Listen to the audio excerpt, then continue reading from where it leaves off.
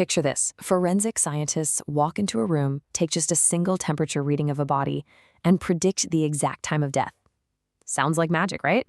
Or maybe some TV crime show trope. But it's actually pure mathematics. The secret? Exponential decay. You see, a body cools down exponentially over time, and by mastering the shape of these specific graphs, scientists can literally reverse engineer those cooling temperatures to pinpoint the exact moment the clock stopped. This is exactly why mastering the shape and behavior of these graphs matters so much in the real world. We aren't just moving dots on a grid here, we're actually modeling reality. So by the end of this explainer, you're going to understand exactly how these exponential shapes work, the master formula behind how they transform, and how you can apply them yourself. We'll build this step by step, first locking down the foundational parent shapes, and then we'll learn the master rules to stretch, shift, and flip them. All right, section 1, meet the parent functions. Think of this as the mathematical DNA for everything else we're going to do today. Let's check out our two base models. First up, we've got growth, where f of x equals 2 to the power of x. Notice how the outputs just keep multiplying by a constant ratio of 2 as we move right. Plug in 1, you get 2. Plug in 2, you get 4. Now compare that to decay, where g of x equals 1/2 to the power of x. Here, our outputs are constantly getting multiplied by a half, shrinking down more and more as x gets bigger. Putting them side by side, the visual difference is pretty stark. Whether your base, that b value, is greater than 1, making it climb up like a rocket, or a fraction between 0 and 1, making it swoop downwards, both graphs actually share some really fundamental traits. They both have a domain of all real numbers, and look at this, they both cross the y-axis at exactly 1. Why? Well, because any base raised to the power of 0 is just 1. Now you might be looking at that decay graph and asking, why does it get closer and closer to the x-axis but never actually touch it? It's like walking halfway to a wall over and over and over again. The reason is that you can continually cut a positive number in half forever, but it will literally never reach absolute 0. That creates this invisible boundary line right at y equals 0. In math, we call that a horizontal asymptote. Section 2, shifting graphs, up, down, and sideways. Because real-world data isn't always perfectly centered, we've got to learn how to slide these graphs around. Let's start with the elevator. A vertical shift happens when we tack on a constant d right at the very end of our function. Adding a number there acts exactly like stepping into an elevator. It carries the entire curve along with its invisible asymptote boundary straight up or straight down. Let's do a quick mini example so you can see it in action. If we take our parent function and add 3, making it f of x equals 2 to the power of x plus 3, we're basically shifting the floor up 3 units. That means the graph's new lowest possible output boundary is now 3.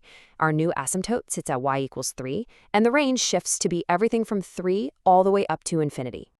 Next, let's take our graph for a walk down the hallway. A horizontal shift happens when we add a number, c, directly into the exponent x. But there is a massive catch here, and you really need to be careful with it. Wait, this is super important. Students mess this up all the time.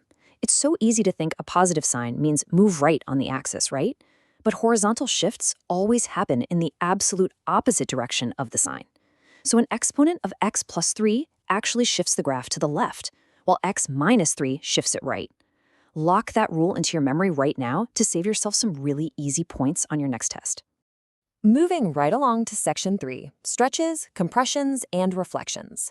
This is where we really transform the shape. So instead of just sliding the graph, let's see what happens when we pull it like a rubber band.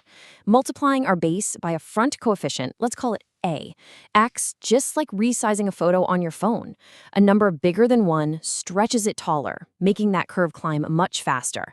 But a fraction, that compresses it, totally flattening it out. And since our parent y-intercept is always 1, multiplying by this front number instantly changes our y-intercept to whatever a is. Now, what if we throw a negative sign right in front of that a coefficient? Well, it reflects the graph completely upside down right across the x-axis. It ends up looking like a mirror image pointing straight down.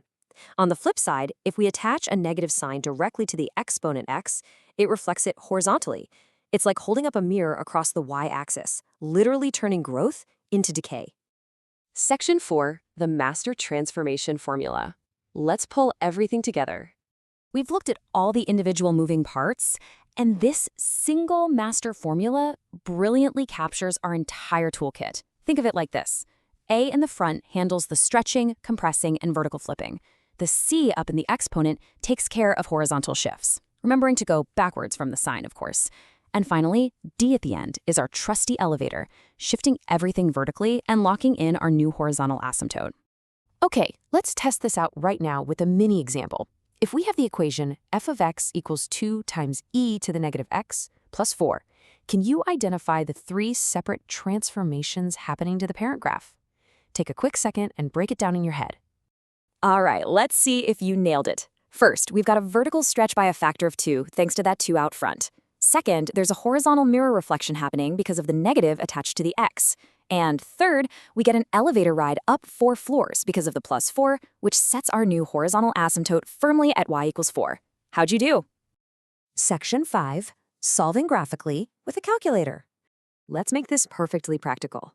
In real-world applications, we use these models to solve some seriously ugly equations with messy decimals that you absolutely cannot do in your head. Imagine you need to find the exact x value where a complex equation, like 1.2 times 5 to the power of x plus 2.8, finally hits an output of exactly 42. I mean, you could guess and check for hours, but using the visual graph we just learned about gives us a much faster route. By plugging that complex curve in as y1 in a graphing calculator and then plotting a flat, horizontal line at 42 as y2, we can visually overlap them. Then we just use the calculator's intersect tool to find the exact point where those two lines cross. And boom, it instantly calculates that x is approximately 2.166. Simple as that. Section 6, Summary and Next Steps. Let's quickly wrap up the critical takeaways from this explainer so you're totally ready to tackle your own problems. Here's your final cheat sheet. First, the base B determines if you've got growth or decay. Second, the A stretches, compresses, or reflects things vertically. Third, C is your horizontal shift, and remember, opposite sign. Finally, D is your vertical elevator that sets your horizontal asymptote. The base shape stays constant as that smooth, sweeping curve. You just apply your order of operations to stretch it, slide it sideways, and ride the elevator to your asymptote. So we solved that complex equation a minute ago by letting a computer find the visual intersection. But what if you don't have a graphing calculator? What if you need to mathematically solve for that exact exponent entirely by hand? You can't just pluck an x down out of the air. That exact dilemma forces us to invent a brand new mathematical tool, logarithms. And that is exactly what we're going to decode in our next